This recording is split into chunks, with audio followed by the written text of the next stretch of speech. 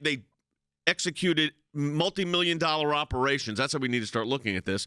Multi-million-dollar military operations to knock these devices or whatever they are. There were some rumblings last night that, these may have been weather balloons that were knocked down, but that makes no sense. None of this makes sense. And I think that's the problem. I mean, you had that general get up there and say, do we have that domain gap? I mean, this was total baloney. It's my responsibility to detect threats to North America. I will tell you that we did not detect those threats. And that's a domain awareness gap that we have to... General, that is not true. We now know you did detect the threat.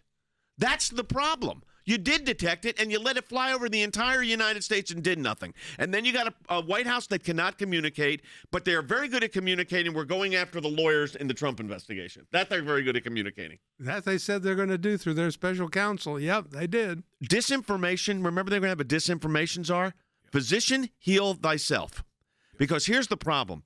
They had a military general in charge of NORAD go out and say what? We had a domain gap on our intelligence and the ability to track. None of that was true. No. And is the media going to call them in account for that? No. No, I mean, maybe they will. Maybe now they're fed up. They reported it last night that this was, and again, this is not about the 3 other objects. This is just about the Chinese spy balloon. They were tracking it the entire time since it was launched. So there was no radar problem. There were no issues with tracking it. There would have been no issue taking it out the moment it entered our airspace or our water. If you did it before that, you're causing like international events for no reason. Because you're in international waterways. Right. But you do it the moment it enters your waterways or airspace, whichever happens first or simultaneously. Boom. Taken down over a very safe place. And they'll say, well, we couldn't retrieve it there. They haven't been a good job retrieving it off the coast of South Carolina either. No, the other 3 they basically said we'll never. You can't get to. Yeah, so you'll never really know what those were. So this is just at the bottom of Lake Huron, 200 feet down. One's in the Yukon Mountains.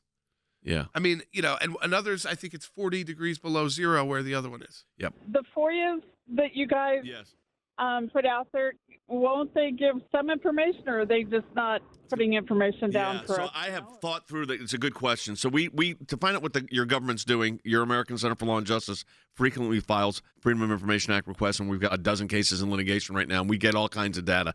The problem with this is it's a military. It's going to be deemed classified. It's going to also be deemed ongoing, so you're not going to get the information. The reality is we're not going to know unless we just keep pressing.